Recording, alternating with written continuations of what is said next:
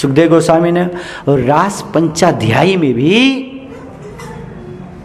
गोपी गीत सार है सबका, रास पंचाध्यायी का, अर्थात सारी भागवत का सार ही गोपी गीत है। बहुत से लोग गोपियों के बारे में, राधा जी के बारे में अनभिज्ञ होने के कारण बहुत से आक्षेप करते हैं भगवान राधा कृष्ण पर। भगवान ने कौन सी लीला की, गोपियों के साथ रास रचाया, ये अच्छा थोड़ी किया लड़कियों के साथ रास रचाना। लेकिन उनको ये नहीं पता ये गोपियां कौन थी और भगवान कौन थे।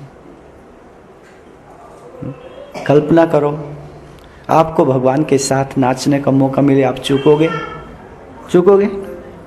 बोलो। ब्रह्मांड के नायक, त्रिलोकी के नाथ ब्रह्मा शिव आदि जिनकी वंदना करते हैं, उनके साथ बात करने का, उनके साथ है वार्तालाप करने का, उनके साथ खाने का, उनके साथ बैठने का, उनके साथ नाचने का आपको मौका मिले, आप चूकोगे? निम नचना मोहन दे नाल और जमनु नच लैन, बड़ा गाते हैं तो। निम नचना, मैं तो नचना, लेकिन गोपियां क्यों नच रही हैं, ये बड़ा मुश्किल है, ये बड़ा करावा है। क्यों जी? निम नचना मोहन दे नाल जमनु दुनिया लइयो में नचिया बे तेरा, कोई भी मेरा अब तक कोई बनिया ना मेरा, मैं नचना मोहन दे नाल अज मैनू। गाते तो है, गोपियां नाच ली तो गड़बड़ हो गया, ठीक नहीं है। हम नाच सकते हैं, वी कैन डू एनीथिंग, हम कुछ भी कर सकते हैं, भगवान कुछ नहीं कर सकते, उनके भक्त कुछ नहीं कर सकते। अरे ये समझ लो कि भगवान के लिए आत्मा और शरीर में कोई भेद नहीं है। भगवान किसी के शरीर को नहीं देखते, वो अंदर स्थित आत्मा को देखते हैं जो उनका अंश है। भगवान के लिए गधा घोड़ा बैल मनुष्य सब बराबर हैं। समो अहम सर्वभूतेषु, यहां पर मनुष्य नहीं लगाया। भगवत गीता के 9वें अध्याय का 29वां श्लोक है, पढ़ लीजिए जा करके। समो अहम सर्वभूतेषु, मैं तो सारे जीवों के लिए समान हूं अर्जुन, मेरे लिए सब बराबर। न मैं द्वेषस्ति न प्रिया, न मैं किसी से द्वेष करता हूं न प्रेम करता हूं। लेकिन एक बात है, मैं असुरों के लिए, देवताओं के लिए, मनुष्यों के लिए, घोड़ों के लिए, गधों के लिए, सबके लिए, जानवरों के लिए, पशुओं के लिए, पक्षियों के लिए, सबके लिए बराबर हूं। सबके लिए बराबर हूं, सबके लिए समान रूप से हूं और सबके साथ समान व्यवहार, समान दृष्टि है मेरी। न मैं द्वेषोस्ति, न मैं किसी से द्वेष करता हूं, न मैं प्रिया, नहीं कोई मेरा प्रिय है, सब बराबर है मेरे लिए। लेकिन फिर भी ये भजंती तू लगा दिया, लेकिन तू करता है, लेकिन ये भजंती जो भजन करते हैं, लेकिन जो मेरा प्रेम से भजन करते हैं, मईते वो मेरे हैं, मैं उन्हें अपना मान लेता हूं, अपना स्वीकार कर लेता हूं, बाकी है सब मेरे, लेकिन सब बराबर। लेकिन जो मेरा भजन करते हैं वो मेरे विशेष प्रिय हो जाते हैं। मईते तेषु च अपि अहम्, और मैं उनके अंदर, वो मेरे और मैं उनका बन जाता हूं। वो मेरे अंदर स्थित रहते हैं और मैं उनके अंदर स्थित रहता हूं। तो यहां पर सर्वभूतेषु शब्द आया, सबसे बड़ी बात है जो समझने की, कि मैं सब जीवों के लिए समान हूं। और जीवों में मनुष्य भी आ गए, पशु भी आए, पक्षी भी आ गए, देवता भी आ गए, राक्षस भी आ गए, सबके लिए भगवान बराबर है। अर्थात भगवान किसी के शरीर को नहीं देखते। यदि शरीरों को देखते तो सुअर को भगवान क्यों कहते मैं उसके लिए भी समान हूं? क्यों जी? सुअर से भी प्रेम करते हैं, सबसे प्रेम करते हैं भगवान। भगवान शरीरों को नहीं देखते, किसको देखते हैं? आत्मा को देखते हैं। ठाकुर जी के लिए यदि ऐसा ना होता तो कुरूप व्यक्ति या अवगुण व्यक्ति या मूर्ख व्यक्ति या अनपढ़ व्यक्ति भगवान का भजन कैसे कर सकता था? क्यों जी? कैसे कर सकता था यदि भगवान क्या देखते? शरीरों को देखते। भगवान शरीर को नहीं देखते। भगवान तो अंदर आत्मा को देखते हैं और आत्मा का स्वभाव अर्थात जीव का क्या स्वभाव है उसको देखते हैं, भाव को देखते हैं ठाकुर जी। इस जी का भाव क्या है? तो गोपियों का जो ये नाचना है, ठाकुर जी के साथ रास रचाना है, ये बहुत महत्वपूर्ण लीला है। ये एक आत्मा का परमात्मा से मिलन है। किसका? हाँ, शरीरों का नहीं। भगवान को शरीरों से कोई लेना नहीं। भगवान के लिए तो सब बराबर है, स्त्री भी पुरुष भी हैं, देवता भी राक्षस भी, पशु भी पक्षी भी, सारी योनियां, सब जीव बराबर हैं। वो तो आत्मा के ग्राहक हैं ठाकुर जी, तो आत्मा के। आत्मिक स्तर पर देखते हैं ठाकुर जी, शारीरिक स्तर पर नहीं देखते। यदि शरीरों को देखते तो कोई उनका भजन कर ही नहीं पाता। क्यों जी? हम तो दूसरों के शरीरों को देखते हैं। क्यों जी? कैसा शरीर है? हम तो उनके किसको देखते हैं? बुद्धि को देखते हैं, कितना ज्ञान है। उसके धन को देखते हैं। क्यों जी? धन कितना है, बल कितना है, हम ये चीजें देखते हैं। लेकिन ठाकुर जी किसी चीज को नहीं देखते। हरि बोल।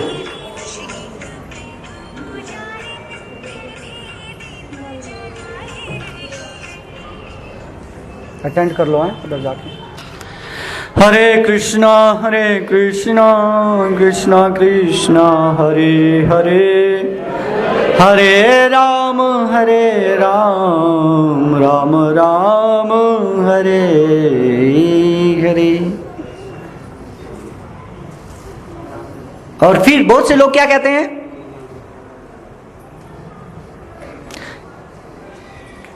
कि गोपियां अनपढ़ थी, गंवार थी, गांव की ग्वालिने थी।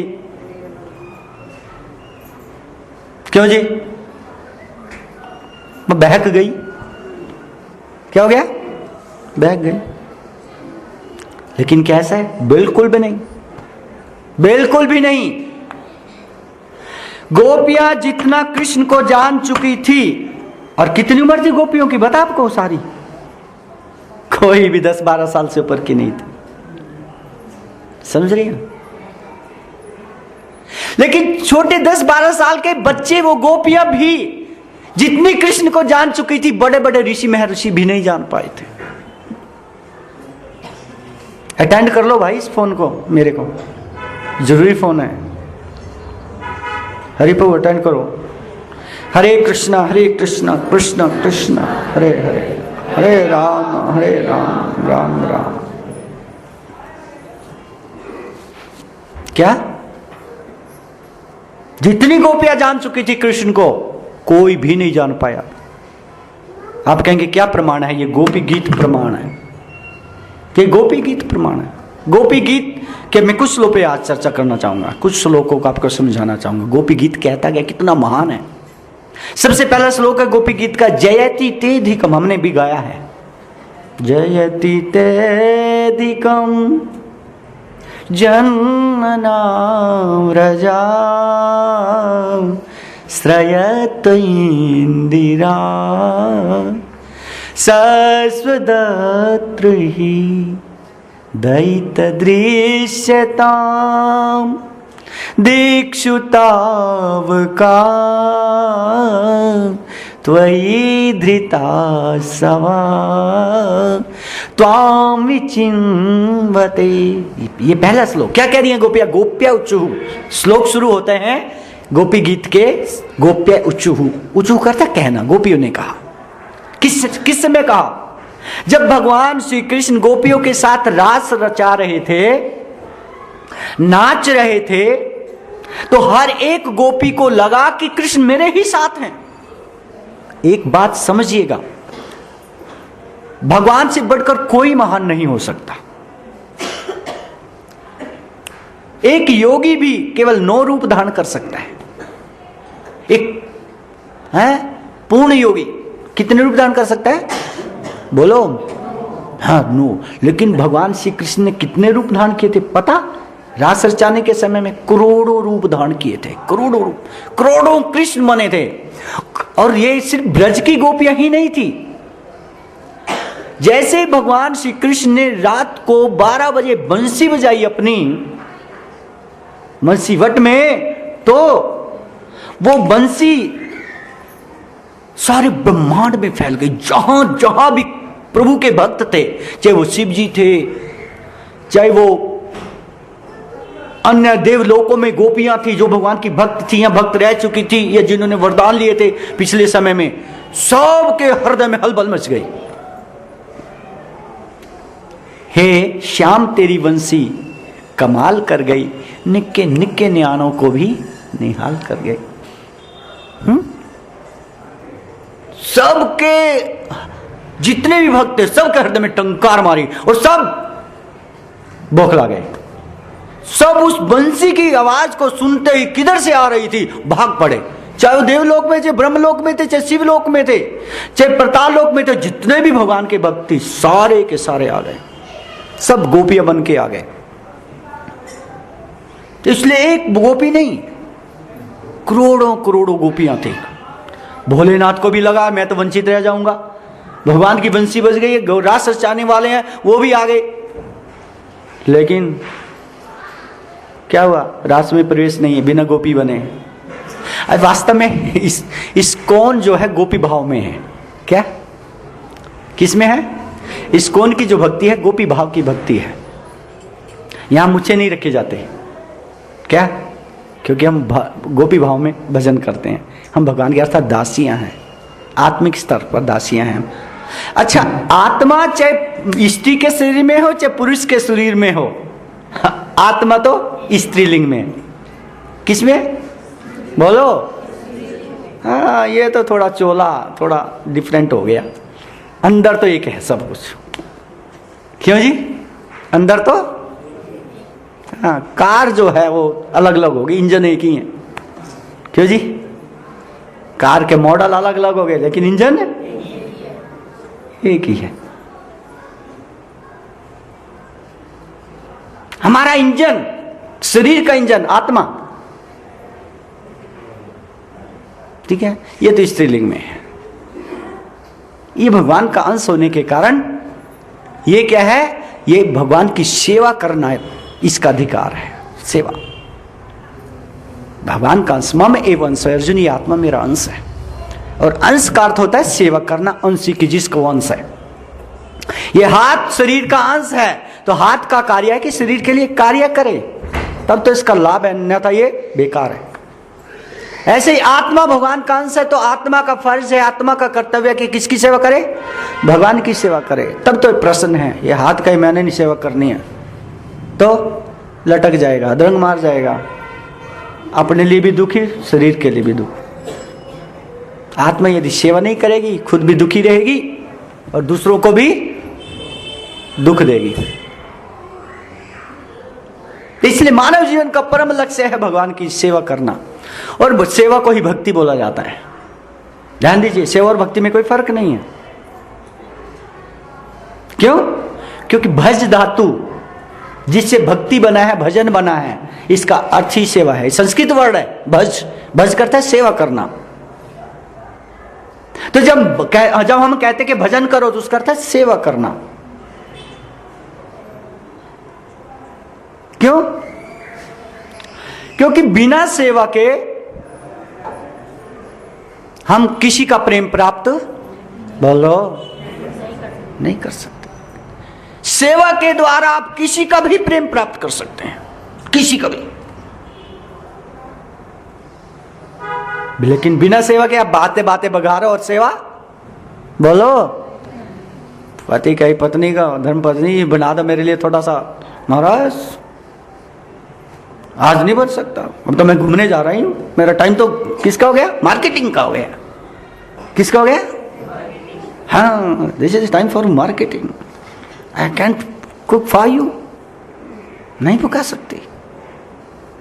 और वैसे वो क्या बगाती थी? मैं बहुत प्रेम करती हूँ आपसे, बहुत प्रेम करती हूँ। आपके बिना तो मेरा कोई है ही नहीं। जब काम सेवा की बात आई तो नो टाइम। पति को पता लग गया ये मेरे से प्रेम नहीं करती है, तो क्या करती है? झूठ बोलती है बस। ऐसे भगवान को भी पता लग जाएगा।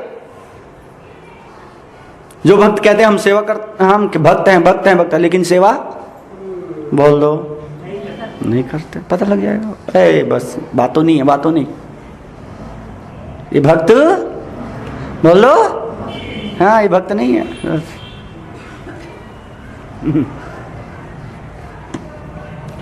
और सेवा भी 3 प्रकार से होती है।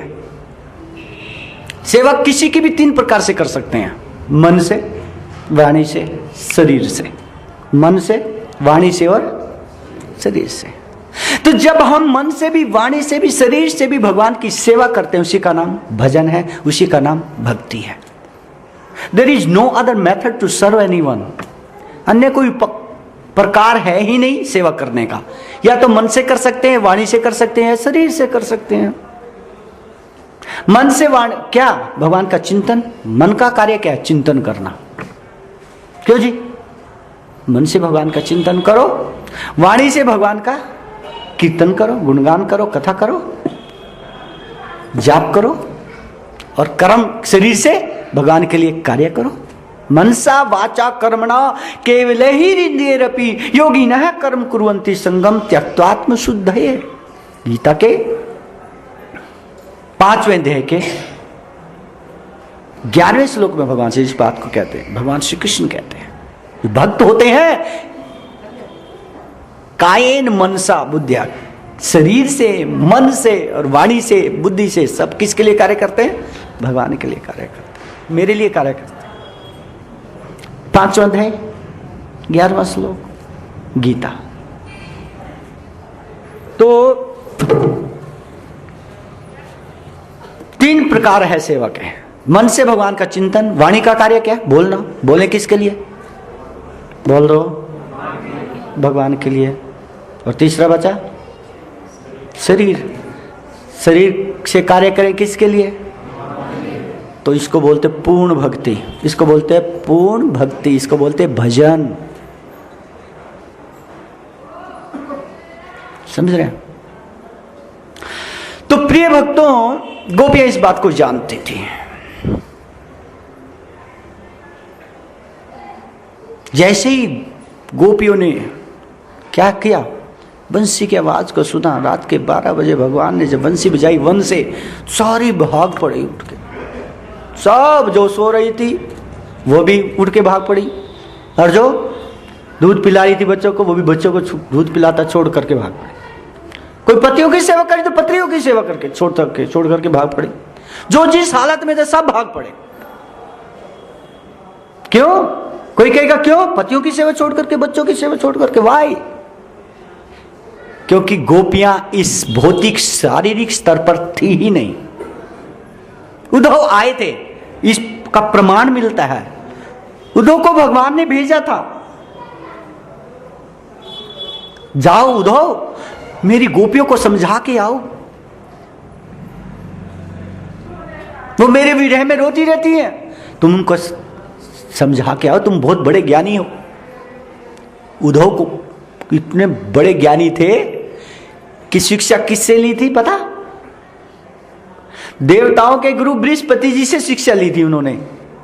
देवताओं के गुरु बृहस्पति जी के शिष्य थे उद्धव जी। अब बृहस्पति जी तो महान ज्ञानी है, सारे देवताओं के गुरु हैं ज्ञान में। क्यों जी?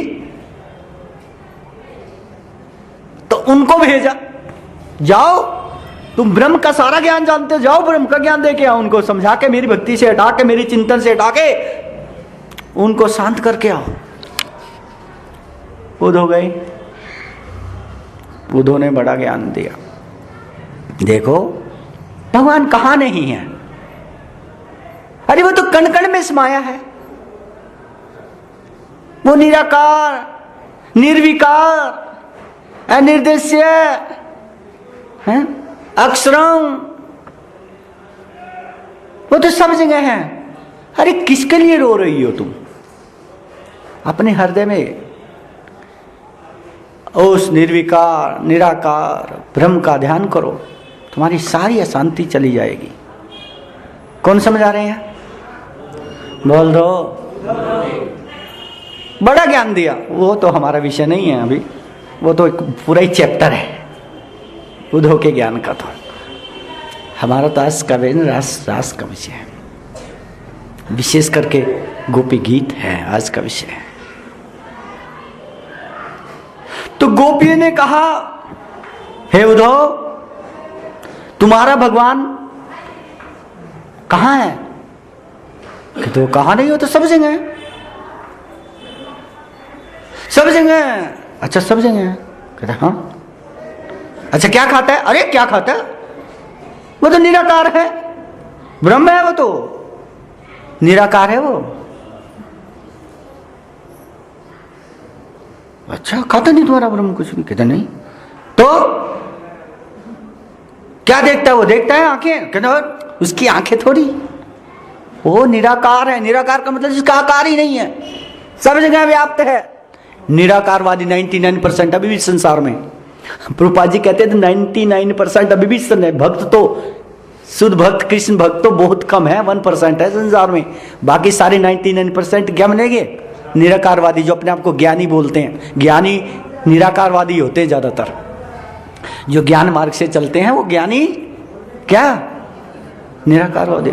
इसलिए चैतन्य महाप्रभु क्या कहते हैं? भुक्ति मुक्ति सिद्धि कामी सकले अशांत, कृष्ण भक्त निष्काम अतएव शांत। भुक्ति, भोग चाहने वाले हम जैसे लोग, कर्मी लोग भोग चाहते हैं, प्रभु दे दो, धन दे दो प्रभु, अरे बड़ा कमी है धन की, दे दो। भुक्ति, भोग चाहने वाले, प्रभु पद दे दो, पुत्री की शादी तो हुई नहीं, जल्दी से कृपा कर दो प्रभु, पुत्री की शादी हो जाए, बेटे की नौकरी लग जाए। एक माता जी आगे पिछली बार मेरे को पास कथा के बाद ही यहाँ पर, जब मैंने पिछली बार प्रवचन दिया था, प्रभु जी इतना लेक्चर मैंने सारा कुछ समझाया, उसके बाद क्या रही? प्रभु जी दे दो मेरे बेटे की जो नौकरी है ना पक्की हो जाए, बस ये आशीर्वाद दे दो। मैंने कहा माता श्री भगवान से प्रार्थना करो, कोई उपाय है? मैं कहा हाँ एक बहुत बड़ा अच्छा उपाय है। क्या उपाय है? मैं कहा उसको हरे कृष्ण महामंत्र के जाप में लगा दो, भगवान के नाम के जाप से पुण्य बढ़ेगा, और पुण्य से, ये तो है गीता में, भागवतम में भगवान श्री कृष्ण कहते हैं श्रृण्वताम स्वकतः कृष्ण पुण्य श्रवण कीर्तन। भागवतम का श्लोक है, प्रथम स्कंद का। भगवान कहते हैं हे अर्जुन, श्रृण्वताम स्वकथना, कथा, जब भगवान अपनी कथा को सुनते हैं, क्या? जब भगवान किसी के मुख से अपनी कथा सुनते हैं अथवा कीर्तना या कीर्तन सुनते हैं, श्रृण्वताम स्वकथा कृष्ण, नाम दिया कृष्ण, पुण्य श्रवण कीर्तना, श्रवण और कीर्तन करने वाले को पुण्य दे देते हैं। क्या दे देते हैं? बोलो। हाँ, पुण्य प्राप्त करने के लिए आप पता नहीं कितना दान करते होंगे, कितना यह करते होंगे, तपस्याएं करते होंगे, पता नहीं क्या क्या करते होंगे, बहुत पुण्य इकट्ठी करने के लिए लोग बड़ा कुछ करते हैं। लेकिन मात्र यहां पर सुखदेव गोस्वामी कहते हैं भगवान की कथा सुनो और भगवान का कीर्तन करो तो तुम्हें क्या मिल जाएगा?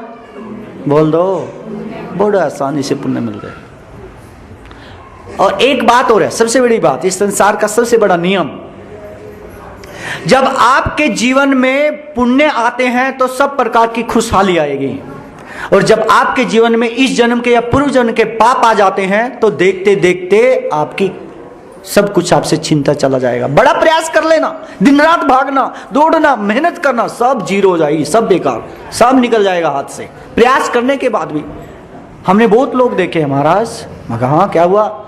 कहते साल भर में इतना प्रयास किया, इतना प्रयास किया, इतना भागे, खाने का भी टाइम नहीं था हमारे पास, लेकिन क्या साल के बाद अपनी पूंजी भी डूब गई।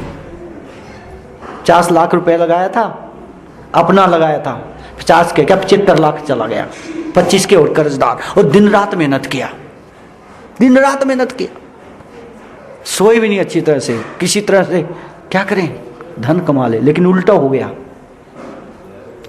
प्रयास में कोई कमी नहीं, बुद्धि लगाने में कोई कमी नहीं, किसी चीज में कोई कमी नहीं, लेकिन उसके बाद भी क्या हो रहा है? बोल दो, सब साफ खत्म, नुकसान हो रहा है।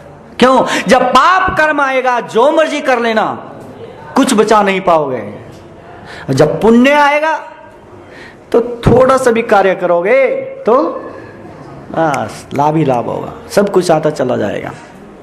मिट्टी में भी हाथ, कहते हैं ना कि अब तो ऐसा, उसका तो भाग्य ऐसा है कि मिट्टी में भी हाथ डालता तो क्या बन जाता है, सोना, वो वाली बात हो जाएगी। तो पुण्य प्राप्त करना, यदि खुशहाल भी होना है जीवन में, तब भी क्या करना पड़ेगा, बोल दो, पुण्य प्राप्त करना पड़ेगा। और पुण्य प्राप्त करने का सबसे आसान उपाय तो भगवान का, बोलो, भजन है, सेवा है, भगवान की भक्ति है।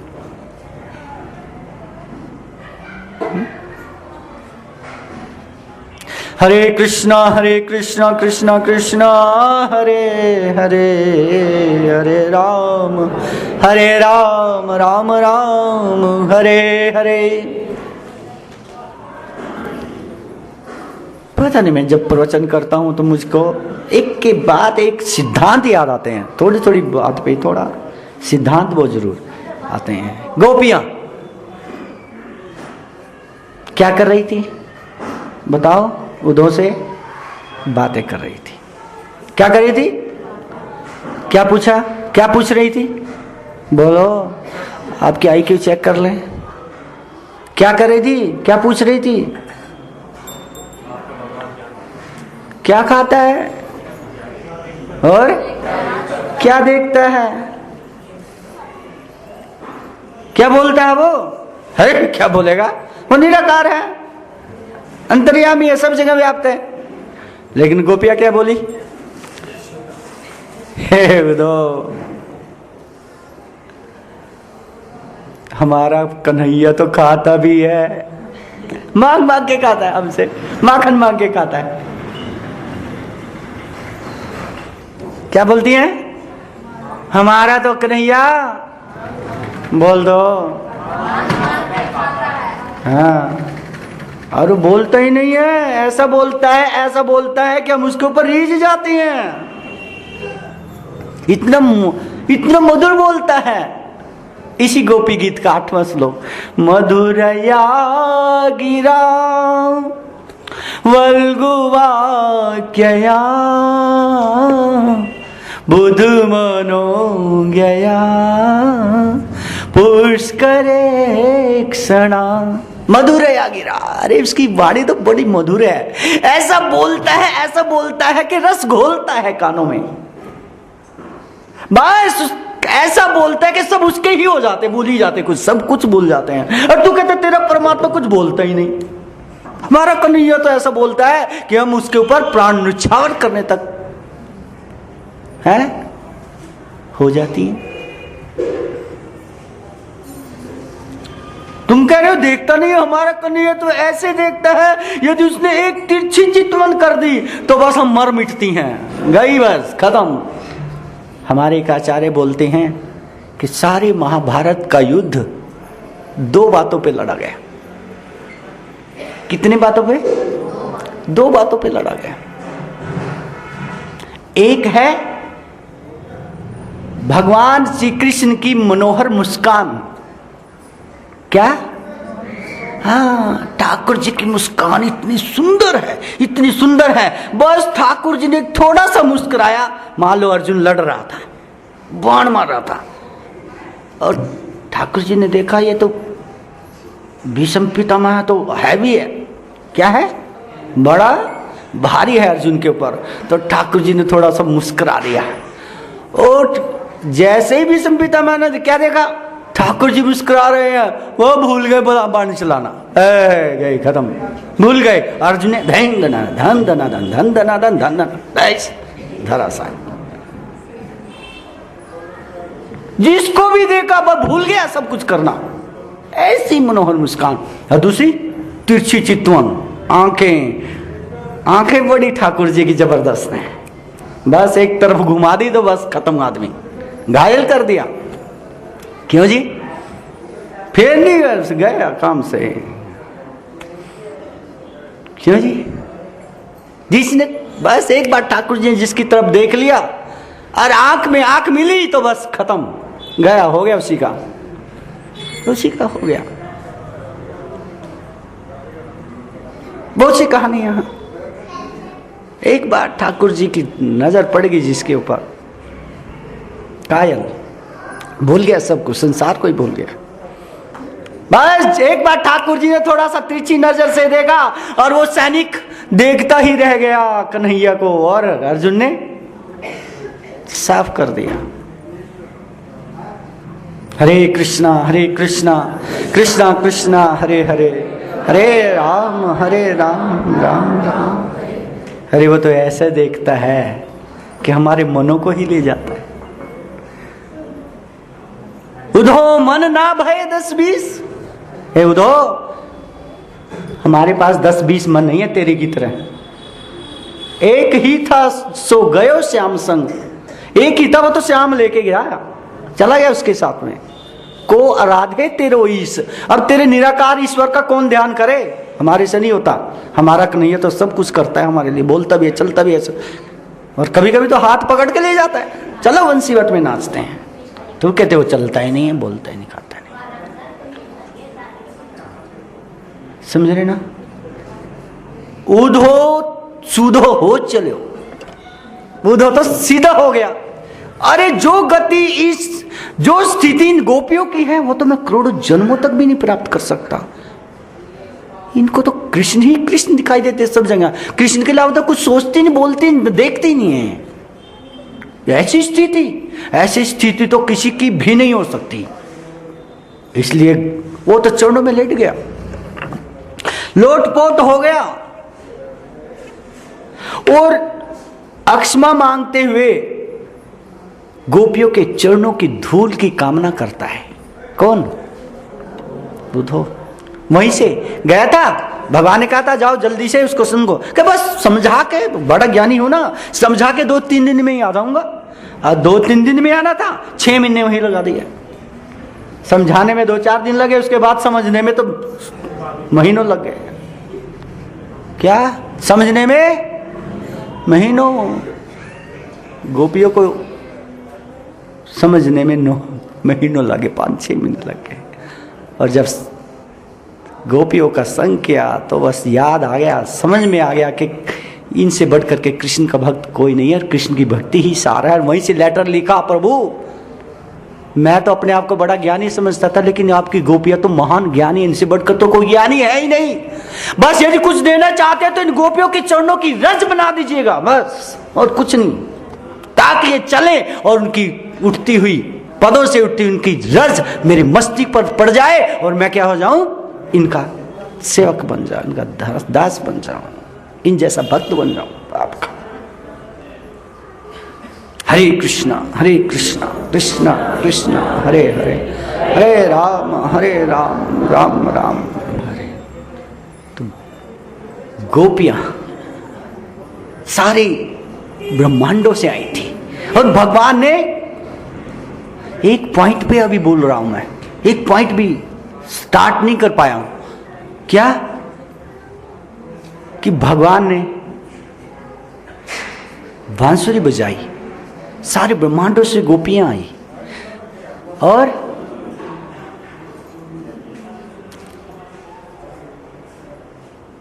भगवान ने उन सब गोपियों के साथ क्या किया, अलग अलग रूप धारण करके नृत्य किया, नाच किया।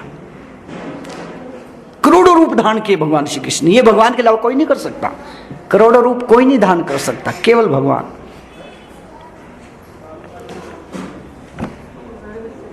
और हरी गोपी क्या सोच रही थी? कृष्ण मेरे साथ ही हैं और किसी के साथ, बोल दो, उसको तो अहंकार हो गया। हर एक को क्या सोच रही हैं? अरे त्रिलोकी के नाथ, ब्रह्मांडों के नायक मेरे साथ नाच रहे, मेरे को प्रेम कर रही हैं, मुझसे बढ़कर के कौन धन्य होगा। ठाकुर जी को अहंकार बड़ा क्या है, दुश्मन है ठाकुर जी का। अहंकार नहीं देखना चाहते भगवान, अपने भक्तों का अहंकार नहीं देखना चाहते। जो भक्त ये कहता है ना मैं बहुत बड़ा भक्त हूं, बस समझो गया दूर, भगवान ने की आंखों से हो गया दूर। क्या? जो ये कहता है ना, क्या मेरे जैसा तो कोई भक्त ही नहीं है, मैं तो बहुत बड़ा भक्त हूं, तो समझ लो कन्हैया की आंखें वो दूसरी तरफ हो गई है, मोड़ ली आंखें, अब वो दूर हो गया आपसे। और जो ये कहता है क्या? हे प्रभु, मैं तो बहुत तुच्छ दास हूं, मैं तो आपका भक्त बनने के लायक भी नहीं हूं, चाहे कितना बड़ा भक्त हो। लेकिन जब वो ये बोलेगा मैं तो आपका भक्त बनने के लायक भी नहीं हूं, भक्तों को तो छोड़ो, भक्तों का भक्त के भी लायक नहीं हूं, फिर भी आपकी इतनी कृपा है कि मुझे अपनी शरण दे रखी है, आपका बहुत बहुत धन्यवाद है, मैं तो बड़ी तुच्छ हूं। तो ऐसे भक्त को ठाकुर जी बड़े प्रेम करते हैं, बहुत प्रेम करते हैं। ये सिद्धांत दिया किसने? चैतन्य महाप्रभु ने। एक बार भक्तों ने पूछा आप कौन हैं? चैतन्य महाप्रभु वैसे भगवान श्री कृष्ण हैं, और उससे भी बढ़ करके भगवान भक्त के रूप में आए हैं। ये नहीं कहा मैं भगवान हूं या मैं भक्त हूं। चैतन्य महाप्रभु सबसे बड़े भक्त हैं, भक्त के रूप में आए, और भक्ति की जो प्रकाष्ठा उन्होंने दिखाई किसी ने आज तक नहीं दिखाई। क्यों? वो तो भगवान है। उसके बाद भी किसी भक्त ने पूछा आप कौन हैं, तो क्या बोलते हैं? गोपीर भर तू पद कमल यो दास दास अनुदास। हे प्रभु, हे भक्तों, मैं तो गोपियों के भरतार, मैं तो गोपियों के भरतार। कौन है गोपियों के भरतार? भगवान श्री कृष्ण। गोपियों के भरतार भगवान श्री कृष्ण के दासों का दास बनने का प्रयास कर रहा हूं। देखिएगा, गोपी भरतु पद कमलियो दास दास अनुदास। अनुदास किसे बोलते हैं? अनु किसे बोलते हैं? अनु का मतलब है बस स्टार्टिंग। मैं तो गोपियों के भरतार श्री कृष्ण के दासों के जो आगे दास हैं, उनके जो आगे दास हैं, उनका दास बनने का क्या कर रहा हूं? प्रयास मात्र कर रहा हूं, उनका भी दास नहीं बना। और हम क्या बोलते हैं? मेरे जैसा भक्ति नहीं कोई यार, कुप्पा सा होके चलते हैं, और दूसरों को तो भूल ही जाते हैं, दूसरा आगे चलने वाले को प्रणाम भी करता है, देखते नहीं है। कई बार अहंकार आ जाता है। बड़े बड़े सन्यासियों में, बड़े बड़े भक्तों में अहंकार देखने को मिल जाता है। क्या कि सामने कोई प्रणाम करोगा, कुछ नहीं करना, देखेंगे भी नहीं, और देख के भी अनदेखा कर लेंगे। क्या सोचेंगे? हमारे जैसा तो कोई भक्त, बस खत्म, कोई भक्ति नहीं। जो अपने को तेनादपि सुनी चेना तरुरपि सहिष्णुना, घास से भी है विनम्र, पेड़ से भी अधिक सहनशील अपने आप को जब बना लेगा, जब ऐसा भक्त मिलेगा जीवन में, तो ठाकुर जी बड़े प्रसन्न हो जाएंगे। ऐसे भक्त से बड़े प्रसन्न होते हैं, अहंकारी से नहीं। और गोपियों को अहंकार हो गया। उन्होंने क्या कहा? हमारे जैसा तो कोई भक्त, बोलो ठाकुर जी इस ब्रह्मांडों के नायक, सारी सृष्टि के नायक भगवान कृष्ण हमारे साथ नाच रहे हैं। बस इतना अहंकार आने दो, ठाकुर जी अंतर ध्यान हो जाए, तुरंत वहां से उजल हो गए। अब सारी गोपियों के मध्य से भगवान ओझल। अब सारी गोपियां मिलकर के ठाकुर जी का ढूंढ रही हैं, यहां ढूंढ रही है, वहां ढूंढ रही है, यमुना तपी रेती में ढूंढ रही है, वंशीवट में ढूंढ रही है, यमुना तट पर ढूंढ रही है, हिरणों से पूछ रही है, पत्तों से पूछ रही है कहाँ है हमारे कन्हैया। और जब नहीं मिलते हैं तो एक जगह बैठ जाती हैं, और बैठ करके क्या करती हैं? ये गोपी गीत गाती हैं कृष्ण के विरह में। मैंने एक बेस दिया कि गोपी गीत कैसे शुरू हुआ। अब गोपियां क्या गाती हैं सुनिएगा।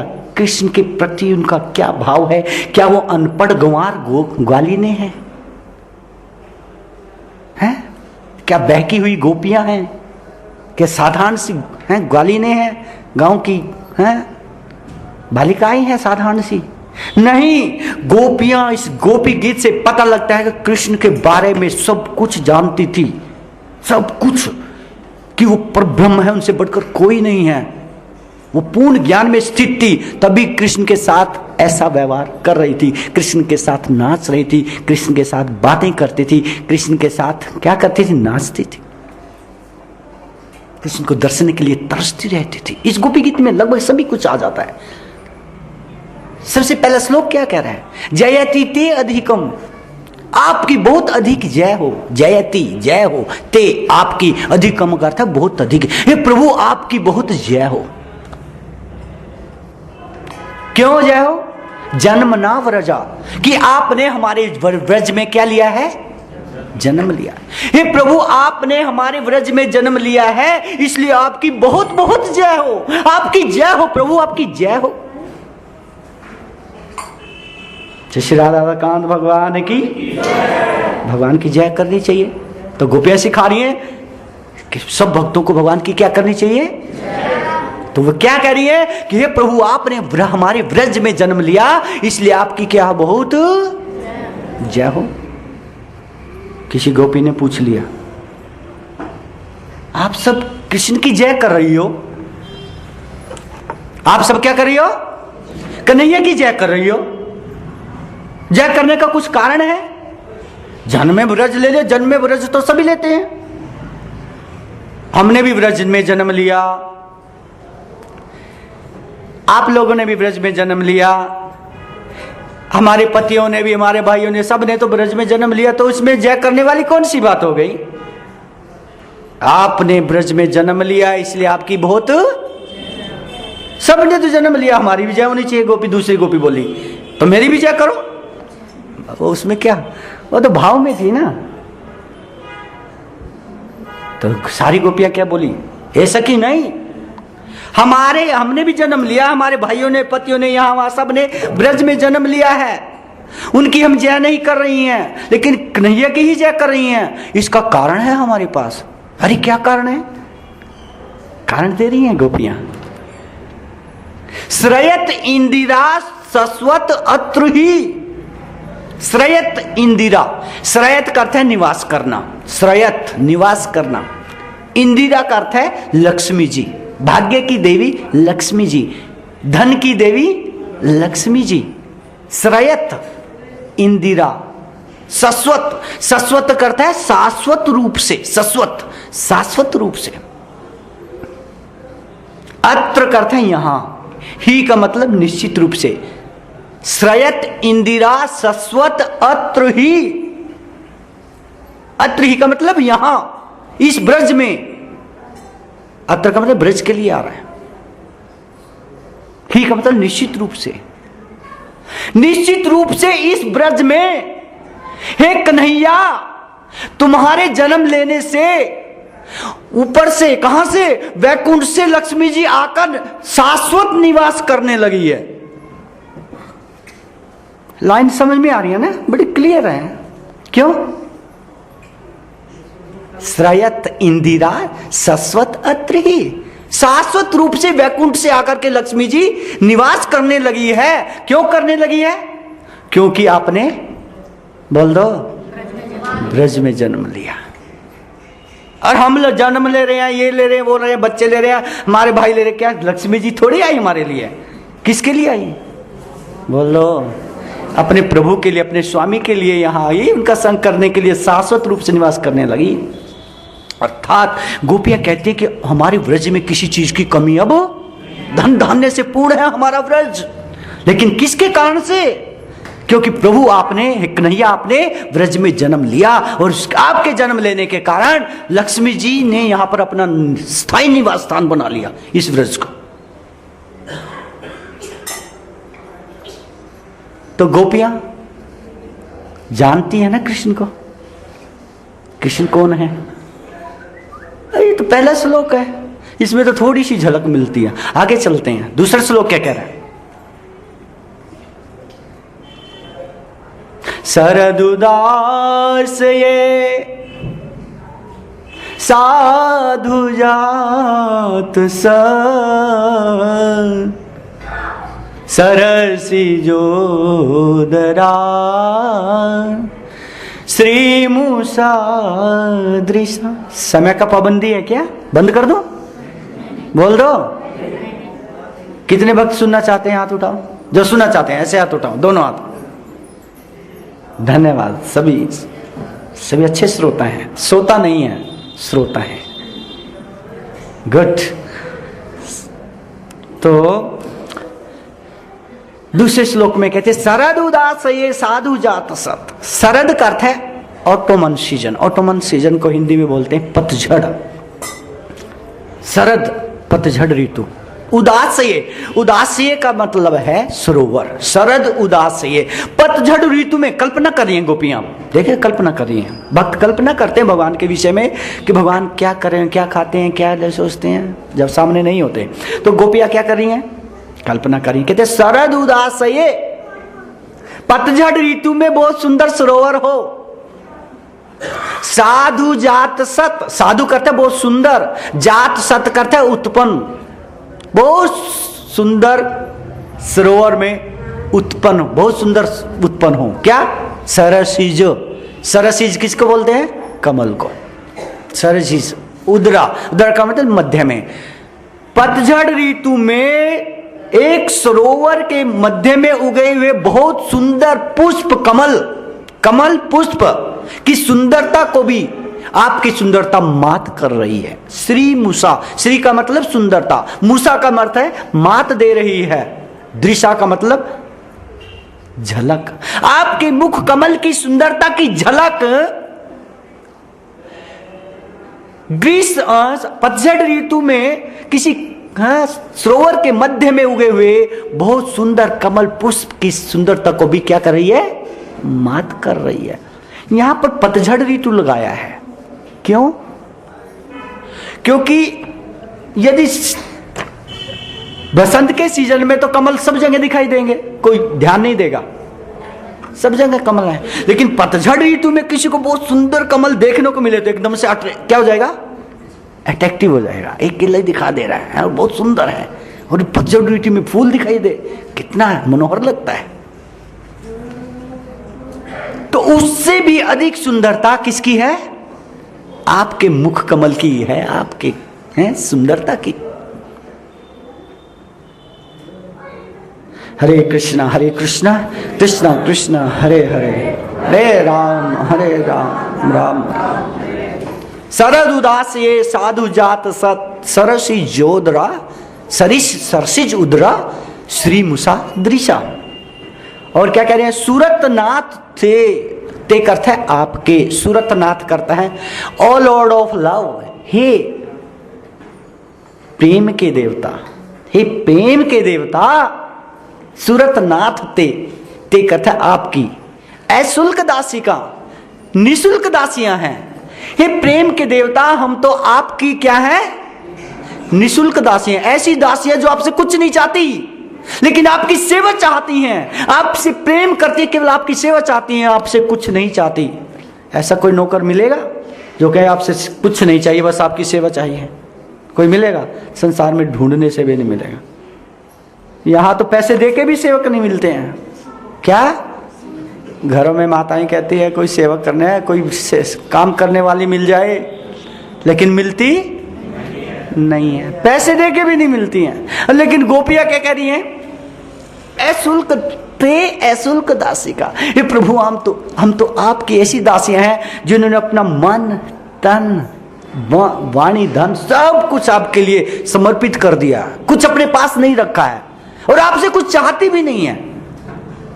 ते अशुल्क दासी का, आपकी निशुल्क दासियां।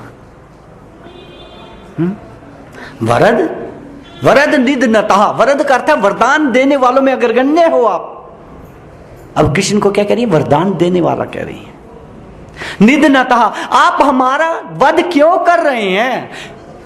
वध का मतलब दर्शन नहीं दे रहे हैं, तो आप क्या कर रहे हैं? हमारा वध कर रहे हैं।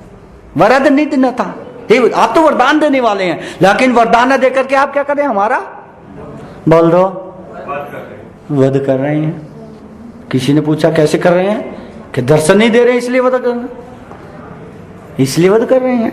उनके दर्शन ही भक्तों का भगवान का दर्शन ही भक्तों के लिए सबसे बड़ा वरदान है, और वही ना मिले तो वध कर रहे हैं। वरद निधनता, निधनता कहते वध करना। न ही कम वदा, कि हमारा वध नहीं है क्या? ये हमारा वध नहीं है कि आप हमें दर्शन नहीं दे रहे हैं? दर्शन देकर के वास्तव में आप हमारा वध कर रहे हैं, जबकि हम आपकी ऐसी दासियां हैं जो आपसे कुछ नहीं चाहती, केवल आपसे क्या चाहती? आपके दर्शन चाहती हैं, आपकी सेवा चाहती हैं। उसके बाद भी आप हमें दर्शन नहीं दे रहे हैं। ये दूसरा श्लोक। हरे कृष्णा कृष्णा कृष्णा हरे हरे, हरे राम राम राम। मत हंसो, 5-6 बजे तक चलाएंगे आज, आपने टाइम दे दिया ना हमें। समझ पड़े है, तैयार नहीं है? अरे गोपी गीत सुनने के लिए आपको मौका मिला सुने ना। चलो इतना समय नहीं लेंगे, घबरा गए सब हैं। कभी 5-6 बजे तक बैठाई रखे प्रभु जी। भजन भी गाने ठीक है, भजन भी गा लेंगे। हरे कृष्णा कृष्णा कृष्णा हरे राम हरे राम। तीसरे श्लोक में क्या कह रही हैं गोपियां? विष जलाप्ययाद व्याल राक्षसाद वर्ष मारुताद विश्वतो भयाद वृष्मयात्मजात विश्वतो भयात ऋषभ ते वयम रक्षितामु। अब गोपियां भगवान श्री कृष्ण की बाल लीलाओं को याद कर रही हैं। वो लीलाएं जो उन्होंने व्रज में की थी उनकी याद कर रही हैं। इससे पता लगता है कि गोपियां कृष्ण का चिंतन करती थी और कृष्ण की सारी लीलाओं को मनन करती थी, याद रखती थी। क्या कह रही हैं? विष जलाप्ययाद, विष जल अपीययात। आपने हमारी रक्षिता मुहु, सबसे लास्ट इस श्लोक की सबसे लास्ट लाइन में क्या कह रही हैं? सार देके, रक्षिता वयम, हमारी मुहु रक्षिता वयम, बार बार हमारी रक्षा की है? किसी बार बार हमारी क्या की है? वयम रक्षिता मुहु, मुहु कहते बार बार, वयम कहता है हमारी। आपने बार बार हमारी रक्षा की है। किस चीज से? विष जलाप्ययात, कालिया के विष युक्त जल से रक्षा की। कालिया को मार करके हमें क्या किया? विष युक्त जल से बचाया।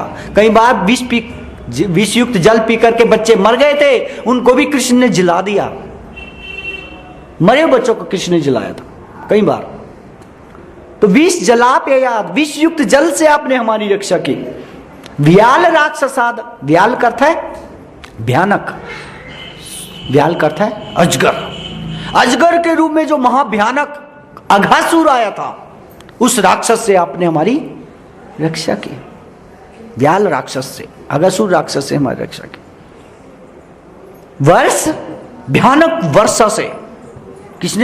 किसने भेजी थी वर्षा? बोल दो। इंद्र ने जो आंधी तूफान और वर्षा भेजी, उससे आपने हमारी रक्षा की।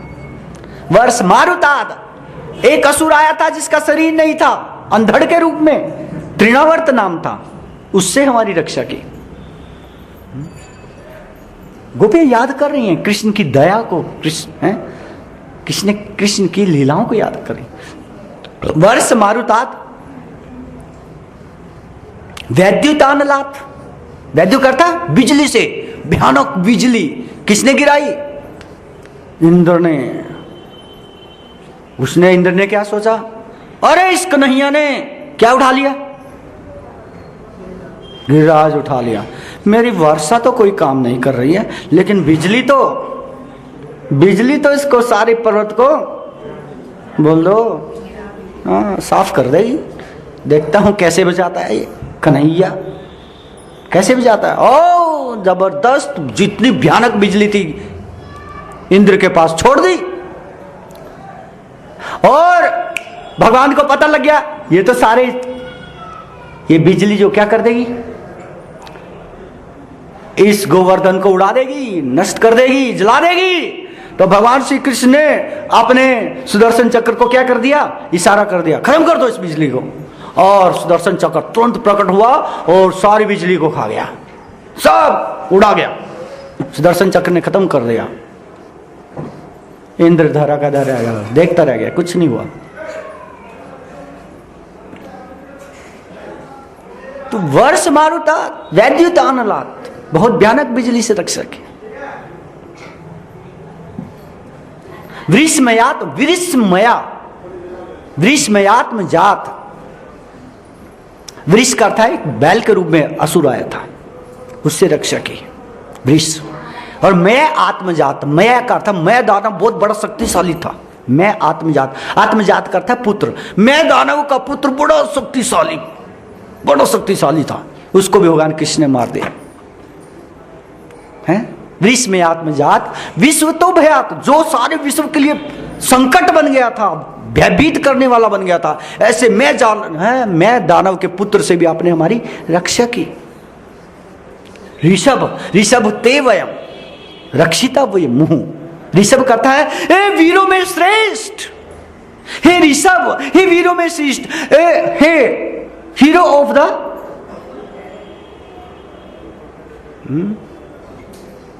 लॉर्ड्स, हे वीरों में श्रेष्ठ, आपने हमारी ऋषभ ते वयम रक्षितम हूं, आपने हमारी बार बार क्या की है, रक्षा की है। और चौथा, पांचवा, छठा, सातवां श्लोक ये बताता है कि गोपियां पूर्ण रूप से कृष्ण को जानती थी, वो पर ब्रह्म है। अब चौथे श्लोक में क्या कह रही हैं, न खलु गोपिका नंदनो भवान, न खलु गोपिका नंदनो भवान, अखिल देहि नाम अंतरात्म देख, विखन सारथी तो विश्वगुप्त ये, सख उदयवान सात्वताम कुले। क्या कह रही हैं ये श्लोक? धीरे धीरे एक के बाद एक गोपियां कृष्ण को उजागर कर रही हैं, कृष्ण है कौन है।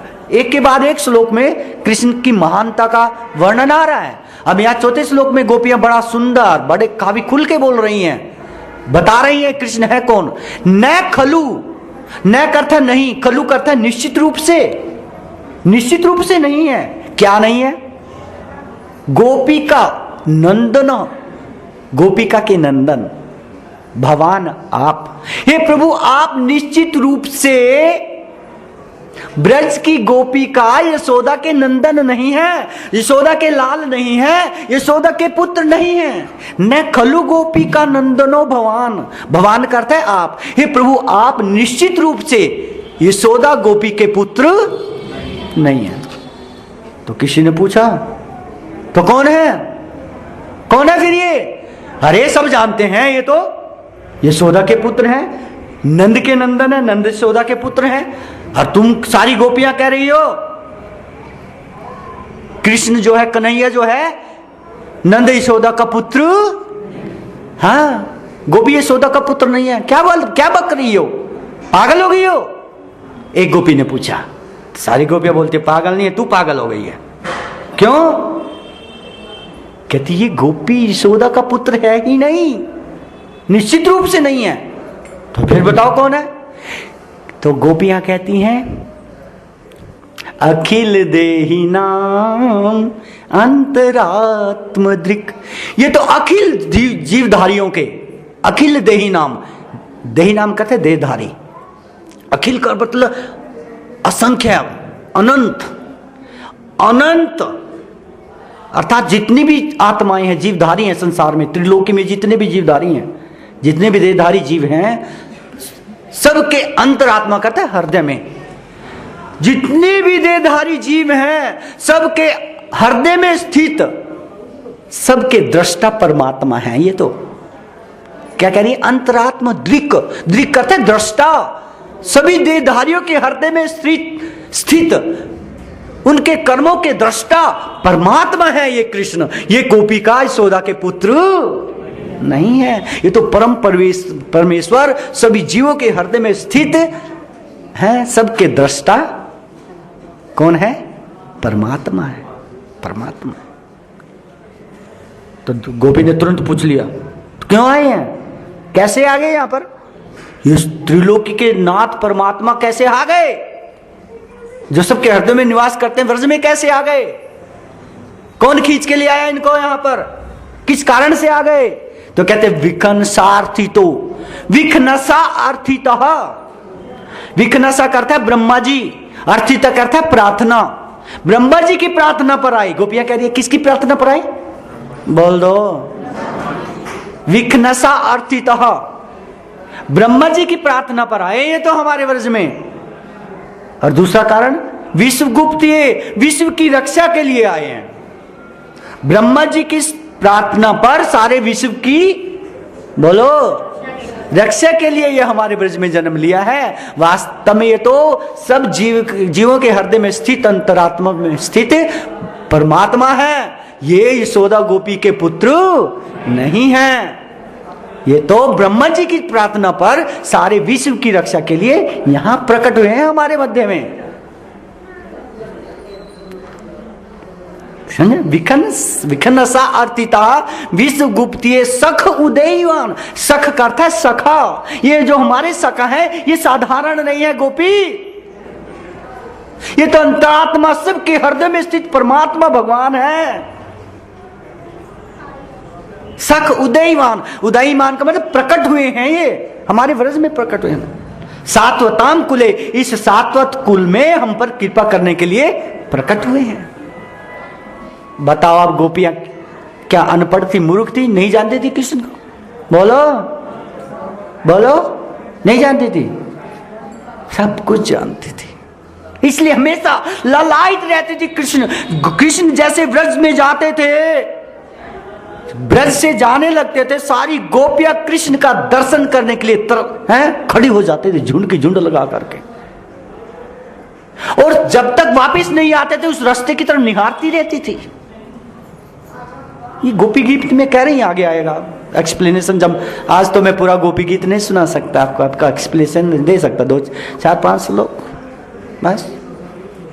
अभी तक बहुत से लोग घड़ियां इधर उधर देखने लगे हैं, घड़ी देख रहे हैं, हाँ कब प्रभु जी क्या करेंगे, बंद करेंगे।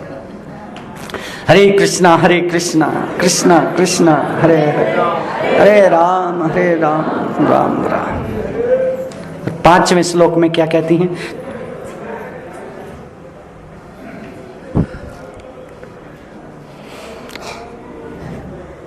कौन सा श्लोक हो गया? जयतितेधिकम, दूसरा शरद उदासे, तीसरा विजलापेयाद, चौथा न खलु गोपिका, और 5वां श्लोक है विरचिता भयम। विरचिता भयम, विरचिता का अर्थ है प्रदान करना, अभयम का अर्थ है अभय प्रदान करना। क्या कर देना? अभय प्रदान कर। विरचिता भयम अर्थात भय से मुक्त कर देना। क्या कर देना? आपने भय से मुक्त किया। विष्णु धूर्यते, विष्णु धूर्य का अर्थ है विष्णु वंशियों के में सर्वश्रेष्ठ। धूरी का मतलब सर्वश्रेष्ठ, ते का मतलब आपने। हे कन्हैया, हे प्रभु, हे गोविंद, हे कृष्ण, आप विष्णु वंशियों में सर्वश्रेष्ठ हो। विष्णु धूर्यते, आप विष्णु वंशियों में, हे विष्णु वंशियों में श्रेष्ठ कन्हैया, आपने क्या किया?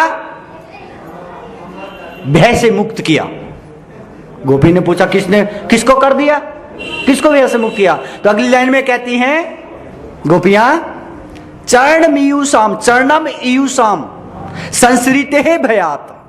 संसृते है भयात कहता है संसार के कष्टों के भय से। चरणम ईयुषाम, जिसने भी आपके चरणों की शरण ग्रहण की उन सब को आपने, हे विष्णुवंशियों में श्रेष्ठ कन्हैया, भय से मुक्त कर दिया। भय से मुक्त कर दिया जिसने भी आपके चरणों की शरण ग्रहण की। चरणम ईयुषाम, जिसने भी आपके चरणों की शरण ग्रहण की। किससे? संसृते है भयात, संसार के भय से। जिसने भी आपके चरणों की शरण ग्रहण की, विरचिता भयम, उसे निर्भय बना दिया, उसको भय से मुक्त कर दिया। क्यों? क्योंकि आप तो विष्णु वंशियों में सर्वश्रेष्ठ हैं। आजकल जितने भी विष्णु वंशी में राजा आए हैं सबसे श्रेष्ठ आप हैं। और आगे क्या करिए? करो कर सरोरुरम, कर सरोरुरम। कर का अर्थ है हाथ, कर का अर्थ होता है हाथ। सरोरुहम का अर्थ होता है कमल। ये प्रभु आपके जो कर कमल हैं, आपके जो हाथ हैं जो कमल से भी ज्यादा सुंदर हैं, पुष्प कमल से भी ज्यादा जो सुंदर हैं, कर सरोरुहम। अब भगवान के हाथों की क्या कर रही हैं? वंदना कर रही हैं। भगवान के हाथों की क्या कर रही हैं? प्रेज कर रही, प्रशंसा कर रही हैं। क्या कह रहे हैं? कर सरोरुहम। आपके जो कर कमल हैं, आपके जो हाथ हैं जो कमल पुष्प से भी ज्यादा सुंदर हैं। कांत, हे कांत का मतलब हे प्रिय, हे प्रिय, जो आपके हाथ कमल से भी ज्यादा सुंदर हैं। कामदम, ये सब की सब प्रकार की इच्छाओं की पूर्ति करने। कामदम करता है आपके जो कर कमल हैं ये इतने महान हैं कि सभी की सब प्रकार की इच्छाओं की पूर्ति करने वाले हैं, पूर्ण करने वाले हैं। कांत कामदम, इसलिए क्या करो, शिरसी देहिनः, देहिना करता रख दीजिए, हमारे सिरों पर इन हाथों को रख दीजिए, अपने हाथों को शिरसी देहिना, हमारे सिरों पर रख दीजिए। गोपियां भगवान श्री कृष्ण के कर कमलों को अपने मस्तिष्क पर, अपने सिरों पर रखना चाहती हैं। क्यों? वो जानती हैं भगवान के जो कर कमल हैं वो पुष्प कमल से भी ज्यादा सुंदर और कोमल हैं। और इतना ही नहीं, आगे कहती हैं श्री करग्रम, ये ऐसे हाथ हैं जो लक्ष्मी जी के हाथों को पकड़ते हैं। श्री करग्रम, लक्ष्मी जी के हाथों को पकड़ने वाले, सब प्रकार की इच्छाओं की पूर्ति करने वाले हैं। कमल पुष्प से भी ज्यादा सुंदर। अब इन हाथों को हमारे, बोल दो, अरे बोल दो, आप रखवाना चाहते हो कि नहीं रखवाना चाहते? कितने लोग रखवाना चाहते हैं? हाथ उठाओ। भगवान के हाथों को अपने सिरों पर रखवाने के लिए तो बड़ी भारी तपस्याएं करनी पड़ती हैं, तब कहीं, है ना? हरे कृष्णा कृष्ण कृष्ण हरे हरे, हरे राम राम राम शिरसी देहिनः श्री करग्रम। ये तो लक्ष्मी जी के हाथों को थामने वाले हैं, लक्ष्मी जी के हाथों को क्या देने वाले हैं? सहारा देने वाले हैं, लक्ष्मी जी की रक्षा करने वाले हैं। इन हाथों को हमारे सिरों पर रख दीजिए तो हमारा भी क्या हो जाए? उद्धार हो जाए।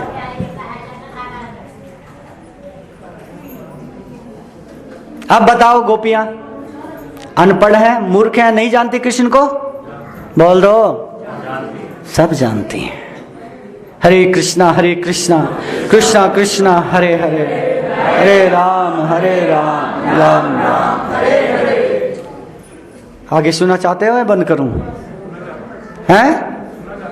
कितने भक्त सुनना चाहते हैं? हाथ उठाओ, अभी देख लेते हैं। जो सुनना चाहते हैं हाथ उठाओ। अब तो थोड़ी गिनती कम हो गई। पहले तो ज्यादा थी, पूरी फुल थी, अब तो 70% 60% रह गई है सुनने वालों की गिनती। अब ज्यादा समय आपको एक श्लोक और कर लेते हैं, मेरे है ना, एक श्लोक के पे और चर्चा कर लेते हैं, उसके बाद फिर करेंगे। हैं अरे माता जी भजन भी गा देंगे, ठीक है?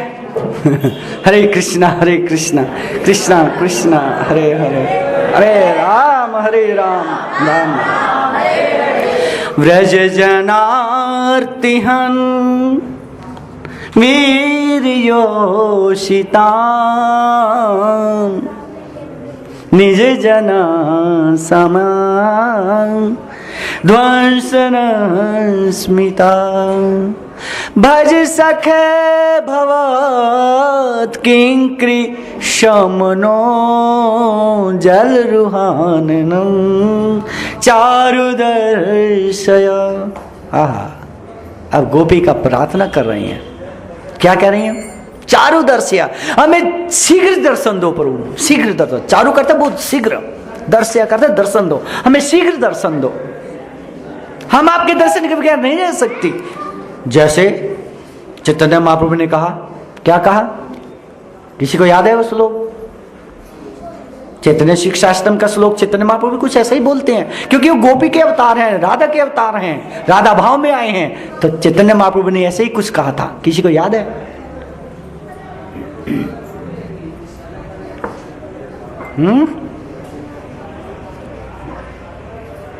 सबसे लास्ट चैतन्य शिक्षाष्टम का सबसे लास्ट श्लोक है, तो इसमें चैतन्य महाप्रभु क्या बोलते हैं? युगाइतम निमिषेण चाक्षुषा प्रावसाइतम शून्याइतम जगत सर्वम गोविंद विरहेण में। हे गोविंद, जब आप मेरे को नहीं दिखाते, जब मैं आपको नहीं देख पाता, गोविंद विरहेण में जब आप मुझसे दूर हो जाते हैं, तो मुझे क्या युगाइतम, एक युग भी, एक अक्षण भी एक युग के बराबर दिखाई देता।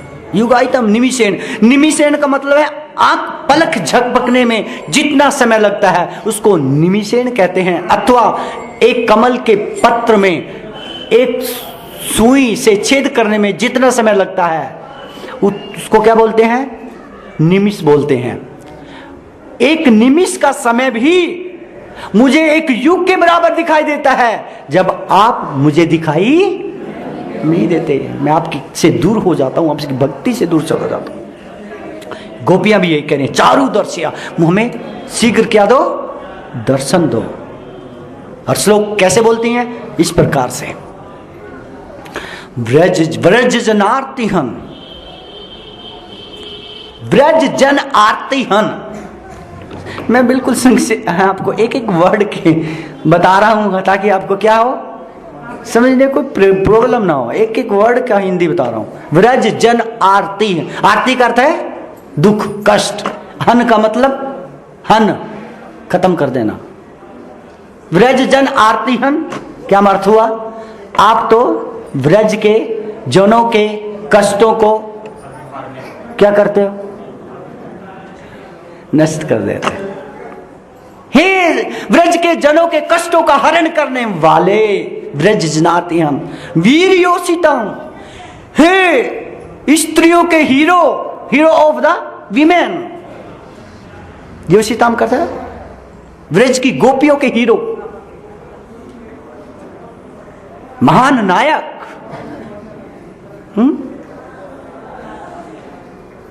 आप तो महान वीर हो, हे हम सब के हैं हीरो। आप तो सबसे ज्यादा वीर हो कि आप ब्रज के जनों के कष्टों का क्या कर रहे हो, बोलो, हरण कर रहे हो। ब्रज जनाति हन वीर योषिताम। और इतना ही नहीं, निज जन समय ध्वंस न स्मिता। न स्मिता करता है आपकी जो हंसी है, आपकी जो मुस्कान है, ब्रज जन, ब्रज के जनों के क्या करिए गोपियां, आपकी जो नस्मिता, आपकी जो हंसी है, वो निज जन समय, अपने भक्तों के अंदर जो झूठा अहंकार आ जाता है ना, उसको नष्ट करने वाली है। अर्थात भगवान अपने भक्तों में अहंकार नहीं देखते। अब किसी में कभी दिखाई भी देता है तो ठाकुर जी बस थोड़ा सा मुस्कुरा दे देते हैं और उसकी सारी की सारी, बोल दो, मुस्कुरा करके ही उसके आगे ऐसी घटना ला देते हैं कि उसका सारा का सारा अहंकार, बोलो, हाँ, निज जन समय, अपने जनों की है प्राइड को, अपने जनों के, अपने भक्तों के अहंकार को ध्वंस न स्मिता, अपनी मुस्कान से ही नष्ट कर डालते हो, है ना। मुस्कान से ही नष्ट, कुछ नहीं करते, बस मुस्कुरा देते हैं और उसकी सारा का सारा अहंकार, बोलो, समाप्त हो जाता। ब्रज जनार्ति हन वीर योषिताम, निज जन समय ध्वंस न स्मिता। भज सखे भवत, भज, हे सखे, हमें अपनी सेवा का मौका प्रदान करो। भज सखे, हे सखे, हमें अपनी सेवा का, भज करता है सेवा करना, मैंने पहले बताया। भज सखे, हे सखे, हमें अपनी सेवा का मौका प्रदान कीजिए। भवत, अपनी, भज सखे भवत किंकरी सम नह, हम तो आपकी दासियां हैं। नह करता है हम, किंकरी करता है दासियां। हे प्रभु, हम तो आपकी दासियां हैं, हमें अपनी सेवा का मौका प्रदान करें। जल रूहाननम, जल रूहान कहते हैं, जल रू कहते हैं कमल को, आननम बोलते हैं मुख को। आपका मुख जो है कमल के समान सुंदर है। वास्तव में भगवान श्री कृष्ण के हर एक अंग की तुलना किससे की गई है, बोलो, कमल से की गई है। ठाकुर जी का हर एक शरीर का अंग कमल के समान सुंदर और कोमल है। इसलिए भागवत में कई जगह क्या की गई है, कमल से तुलना की गई है भगवान श्री कृष्ण के अंगों की। समझे ना। कुंती महारानी ने भी कमल से ही क्या की थी, तुलना की थी जब उन्होंने प्रार्थना की थी।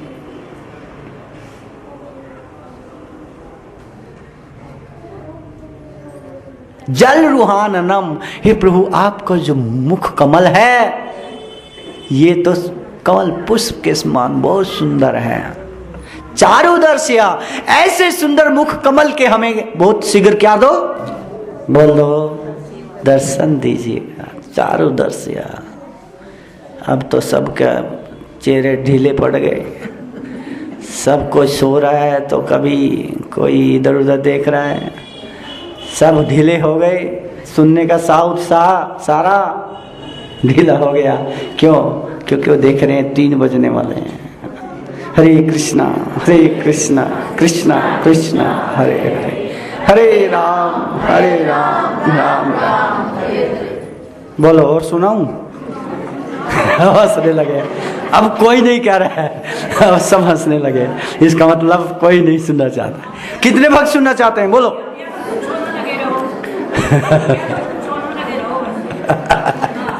नहीं, पूछना तो पड़ेगा। जब ना सुनने वालों की नंबर ज्यादा हो जाएगा तब बंद करूंगा। अभी सुनने वाले बताओ। हाँ, जो सुनना चाहते हैं और आगे। हाँ, ऐसे हाथ उठाओ। अभी तो सुनने वाले ज्यादा हैं। अभी तो सुनने वाले ज्यादा हैं। ठीक है, फिर आगे सुनाते हैं अगला श्लोक। मधुरया गिरा। अब देख लो ना, कब अगली बार फिर हाथ उठाऊं इस श्लोक के बाद। फिर आपके ऊपर है।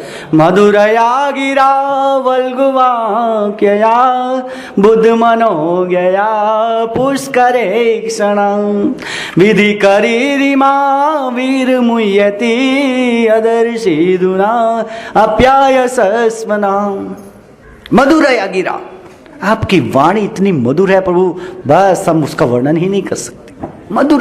मधुरया गिरा, गिरा कहता वाणी।